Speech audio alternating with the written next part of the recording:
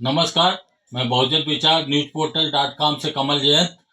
हम आपको बता रहे हैं एसआईआर को लेकर के जो भ्रम फैला हुआ है उसके संबंध में। अकबर नगर से विस्थापित हुए 10,000 लोग इस समय बसंत कुंज क्षेत्र में रह रहे हैं। उनके अंदर आज भी एसआईआर को लेकर तरह तरह का भ्रम है। उन्हें लग रहा है कि कहीं वो वोटर ना बन पाए, वोटर तो नहीं बन पाएंगे, क्या उनको कहीं बाहर जाना पड़ेगा, घुसपैठिए तो नहीं घोषित कर दिए जाएंगे। वोटर बनने के लिए वो परेशान है। वोटर बनने के लिए उन्हें फॉर्म नंबर 6, फॉर्म नंबर 7 और फॉर्म नंबर 8 क्या भरना है, संशोधन करना है कि नया वोटर बनना है। इस संबंध में हमारे साथ बैठे हुए हैं वे टू सक्सेस फाउंडेशन के प्रदेश अध्यक्ष मोहम्मद शफीक सलमानी। ये बताएंगे कि अकबर नगर के लोगों को कौन सा फॉर्म भरना है ताकि उनका भ्रम दूर हो सके और वो वोटर बन सके। शफीक जी बताइए। शफीक जी जी अकबर नगर क्षेत्र से विस्थापित हुए लोग जो इस समय बसंत कुंज क्षेत्र में रह रहे हैं, वो एसआईआर को लेकर बहुत भ्रमित हैं। उन्हें लग रहा है कहीं वो वोटर तो नहीं बन पाएंगे, उनका वोट तो नहीं कट जाएगा, कहीं वो घुसपैठिए तो नहीं घोषित कर दिए जाएंगे। इसको लेकर जो भ्रम है, उस भ्रम को दूर करने के लिए आपकी संस्था क्या कर रही है? जी कमल जी, बहुत अच्छा सवाल आपने किया है कि कहीं ना कहीं आदमी को अपने आशियाने का टूटने का दुख है। अकबर नगर में जिस तरीके से आबादी डिमोलिश हुई है, उस चीज़ का दुख तो आदमी को है ही है, और साथ ही साथ मुझे भी इस चीज़ का दुख है कि हमारा वहाँ पे आशियाना था और हम वहाँ से डिमोलिश करके फिर हमें लखनऊ के दुबग्गा स्थित वहाँ जगह है, वहाँ पे प्रेरणा स्थल पार्क जो कि काफ़ी फेमस है इस वक्त, उस जगह पे हम लोगों को बसंत कुंज नाम से जो कॉलोनी स्थापित करी गई, वहाँ पर हम लोगों को शिफ्ट कर दिया गया है। अब लोगों के दिमाग में एक ये मिसकंसेप्शन है कि हम वहाँ पर वोटर बनेंगे कि नहीं बनेंगे, हम अपने वोट के अधिकार तो क्या नहीं खो देंगे। तो उसके लिए मैं ये बताना चाहूँगा कि जब सरकार ने क्लियर गाइडलाइन आपको दे रखी है कि अगर आप नए वोटर्स हैं तो आप अपना फॉर्म नंबर 6 फिलअप करिए। अगर आपके घर में किसी का इंतकाल हो गया है, मान लीजिए मेरे फादर का इंतकाल 2010 में हो गया है, तो अब मैं उनके साइड से एक फॉर्म भर सकता हूँ कि अब इनका जो वोट है अब उसकी कोई आवश्यकता नहीं है, वोटर लिस्ट में इनका नाम आ रहा है। तो वो परिवार का कोई भी सदस्य अपना साइन करके उनके नाम से ये फॉर्म नंबर 7, जिसको लेकर के लोग बहुत ज़्यादा भ्रमित हैं कि फॉर्म नंबर 7 आपको नहीं फिल करना है। लोग बहुत मिसअंडरस्टैंडिंग फैला रहे हैं लोगों में। मैं बार बार ये चीज बोल रहा हूँ कि आप अगर जीवित हैं तो फिर आप मृत्यु वाला फॉर्म भरे ही क्यों? जी। और अगर आप भर रहे हैं तो आप तो स्वयं ही गलती कर रहे हैं। जी। तो इसलिए फॉर्म नंबर 7 जो है वो आपका वोट को डिलीट करने के लिए है। जो आपके घर में मृत लोग हैं या जो नहीं है उनके बारे में आप सरकार को इस तरीके की सूचना दे, chief election commission of India को। अब उसके बाद बारी आती है फॉर्म नंबर 8 की। फॉर्म नंबर 8 जो है उसमें आपको कुछ एडिट करना है, एड्रेस चेंज करना है, उसके लिए संशोधन करने के लिए वो फॉर्म नंबर 8 है। अब आप अगर इन सारी चीजों को लेकर के कंफ्यूज हैं तो आप अपने बीएलओ बूथ लेवल ऑफिसर्स हैं हमारे, आप उनसे संपर्क करिए। अगर आपको वो भी सेटिस्फेक्शन आपको आंसर नहीं दे पा रहे हैं तो फिर उनके ऊपर हमारे सुपरवाइजर हैं, सुपरवाइजर आपको बता रहे हैं पूरी डिटेल विस्तार के तौर पे।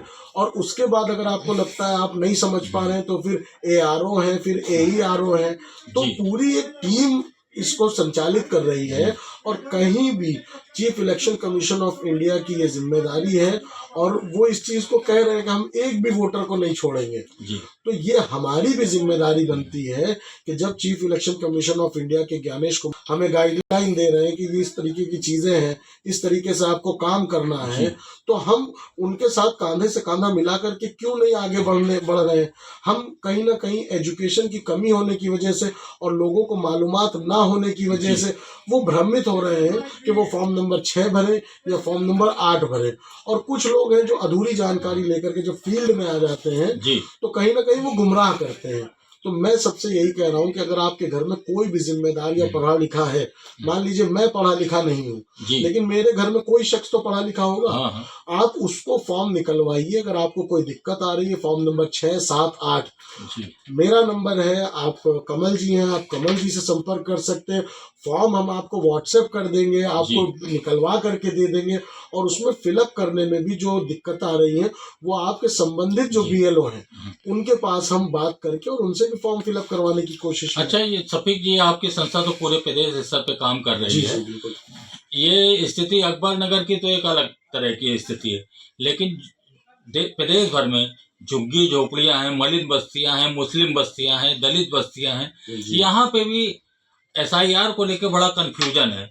उनको भी लगता है कि उनके पास मूल डॉक्यूमेंट हैं कि नहीं है, कहीं ऐसा ना हो घुसपैठिए घोषित कर दिया जाए। सरकार जिस तरह से कह रही है कि घुसपैठियों को हम यहाँ नहीं रहने देंगे, तो उनको इस बात का भ्रम है कि ये वोटर बनने का अभियान चल रहा है कि घुसपैठिया बनाए जाने, घुसपैठिया घोषित करने का अभियान चल रहा है कि हम देश के निवासी हैं या नहीं है, इसका अभियान चल रहा है। हम इस देश के निवासी हैं कि इस देश के निवासी नहीं, इसका अभियान चल रहा है। ये भ्रम है।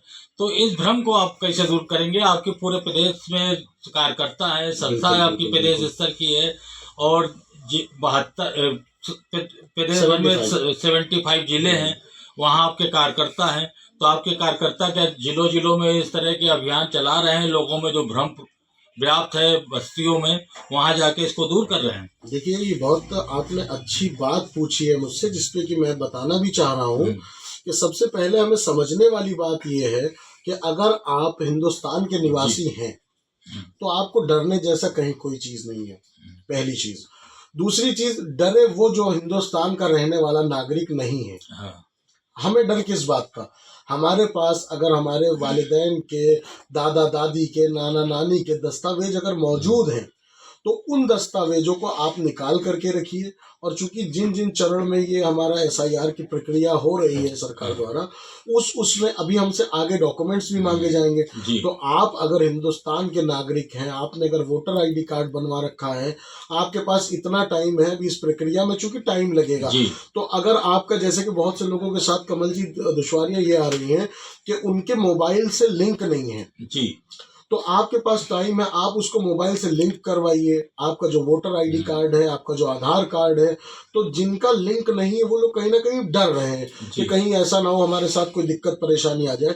लेकिन जब सरकार आपको क्लियरली ये चीज बोल रही है कि जो जनगणना हुई थी 2003 में हुई थी, अब आप इसको इस तरीके से समझिए, 2011 में जनगणना हुई और 2003 में SIR 2003 में हुआ, जनगणना 2011 में हुई। अब 2011 के बाद अगर हमसे ये सवाल किया जा रहा है कि आप हमें ये बता दीजिए कि आपके घर में कितने लोग नए पैदा हुए बच्चे और कितने लोगों का आपके घर में इंतकाल हो गया, कितने आपकी बहू बेटियां शादी होकर के आपके घर से चली गई और कितनी दूसरों के घर से आपके घर आ गई।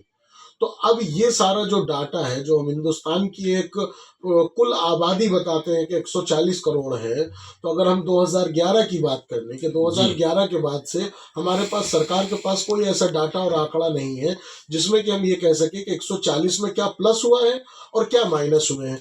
तो अब वो हमारे और आपके प्रयास से ही लोगों में जब जागरूकता जाएगी तो उनको ये पता चलेगा कि कहीं ना कहीं हम अपनी पॉपुलेशन दिखाएं कि हम हिंदुस्तान में कितनी आबादी के साथ हैं।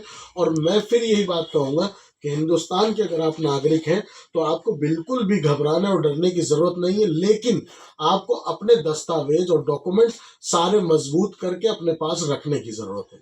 बहुत बहुत शुक्रिया शफीक साहब, हमारे साथ जुड़े रहने के लिए।